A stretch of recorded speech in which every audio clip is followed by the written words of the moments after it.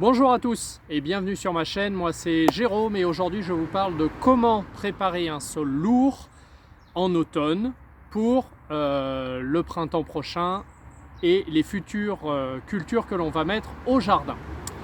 Alors si vous suivez ma chaîne, vous le savez, sur le grand jardin de 200 mètres carrés à 750 mètres d'altitude, eh bien j'ai un sol qui est très lourd, qui est difficile à travailler. D'ailleurs je ne le travaille pas en réalité. La saison qui est passée, j'avais mis 30 cm de paillis et ensuite mes cultures.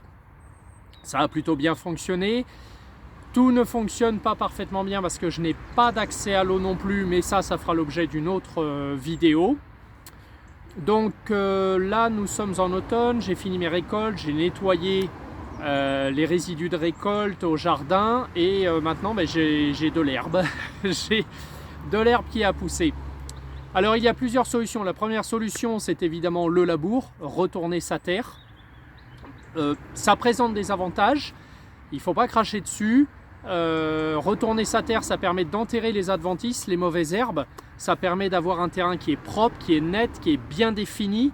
Ça permet que l'hiver passe dessus, les gelées pour casser les mottes de terre et que le terrain soit plus facile à travailler à la saison d'après. Donc ça c'est plutôt avantageux. Le point négatif en revanche du labour, c'est que ça va détruire une grosse partie de la vie du sol et donc ça va diminuer la fertilité de la zone. Donc il faudra au printemps penser à faire des amendements, fumier, compost bien mûrs surtout pour ne pas brûler les racines. Et peut-être mettre aussi un peu d'engrais organique, pas d'engrais chimique dans l'idéal pour les cultures que l'on met en place. Pour ma part, je ne veux pas retourner la terre et de toute façon je ne peux pas. J'ai un accès au jardin qui fait 90 $, je ne peux pas rentrer une machine, le sol est beaucoup trop dur à travailler à la bêche. J'ai essayé, dans certains coins j'ai essayé pour voir, notamment là où je vais mettre l'ail, l'oignon et l'échalote. J'ai un petit peu travaillé ma terre en surface quand même parce que l'ail, l'oignon et l'échalote auront besoin que je fasse des petites buttes pour que ce soit drainant, mais ça j'en parlerai aussi plus tard. Donc là, une autre solution sans le travail du sol, c'est de faire en automne un apport très important de compost. Quand je dis très important, c'est sur une terre lourde, c'est à peu près 15 cm d'épaisseur sur toute la surface cultivable. Le problème, moi, sur ce terrain, j'ai 200 mètres carrés. 200 mètres carrés multiplié par 15 cm d'épaisseur de compost, ça me fait des tonnes et des tonnes à ramener. C'est un budget, ça coûterait beaucoup trop d'argent pour moi, je n'ai pas ce budget-là. Et surtout, l'accès à mon terrain, à mon jardin, il y a un chemin de 300 mètres sur lequel un camion ne passe pas. Donc de toute façon, on oublie ça pour ma part. Alors si vous avez la possibilité, vous avez un terrain lourd qui n'a pas été vraiment travaillé les années d'avant ou dont vous n'êtes pas très satisfait et que vous avez la possibilité, mettez bien 15 cm de compost mûr sur le sol. Vous pouvez rajouter aussi un peu de fumier de cheval. On est en automne, c'est le moment parfait pour faire ça et ça va travailler le sol. Le mieux c'est encore de recouvrir de paille, de foin pour ne pas laisser le compost et le fumier à nu, pour ne pas être lessivé par les fortes pluies, par l'hiver, etc. Et pour favoriser la décomposition du compost, du fumier par la vie du sol et donc avoir un terrain le plus fertile possible et le plus facile à travailler, arrivé au début du printemps. Pour ma part, je ne peux pas faire ça non plus. Donc la troisième solution est la plus simple, c'est que je laisse sur mon terrain les mauvaises herbes, ce qu'on appelle les mauvaises herbes, les adventices.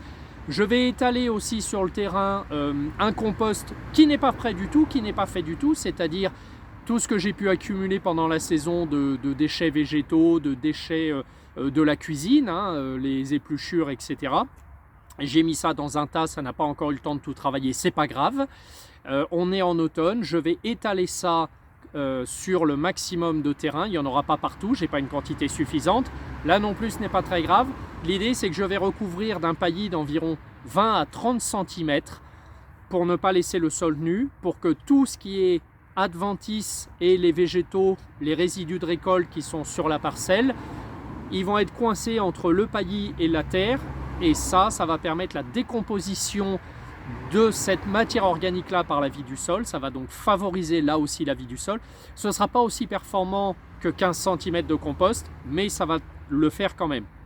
Ça va donc favoriser cette vie du sol qui va décomposer cette matière organique, qui va aussi décomposer une partie, tout ou partie, ça dépendra du temps, etc., du paillis, de la paille que j'aurai mise sur le jardin.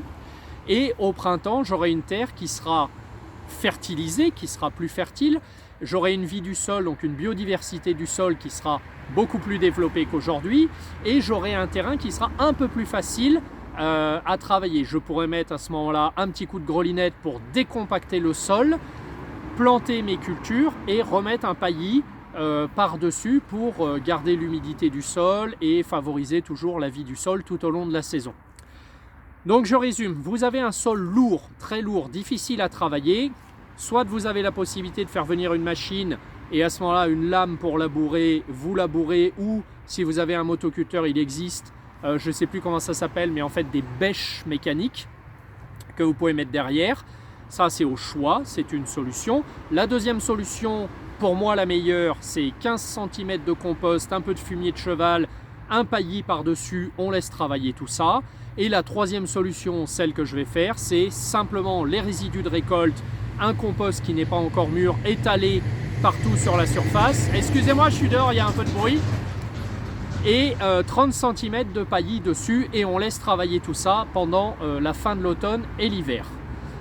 Voilà comment je vais faire et ne pas travailler mon sol. Alors attention, je redis quand même que pour la partie ail, oignon, échalote, j'ai quand même un peu travaillé la surface du sol parce que là c'est différent. Il me faudra au printemps prochain pour l'ail, l'oignon et l'échalote que ce soit bien drainé.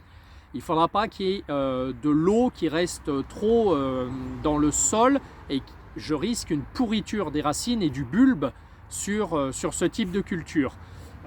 Ça c'est le problème de l'ail, l'oignon et l'échalote. Il ne nécessite pas beaucoup d'eau ni beaucoup d'entretien, mais il faut une bonne préparation avant. Quand on est dans un sol lourd, n'oubliez pas que le sol lourd retient l'eau. Donc là j'ai un peu retourné la terre en surface pour au printemps pouvoir faire des buttes, et c'est sur ces buttes que je viendrai mettre l'ail, l'oignon et l'échalote. Voilà comment je fais. Si vous avez d'autres astuces, d'autres solutions pour préserver la biodiversité du sol tout en travaillant ce sol, le faire devenir une terre de jardin quand on a un sol lourd qui n'a pas été travaillé depuis longtemps, n'hésitez pas dans les commentaires à le dire, et si ce que je vous dis vous intéresse, eh bien n'hésitez pas à vous abonner. Allez, Harvey!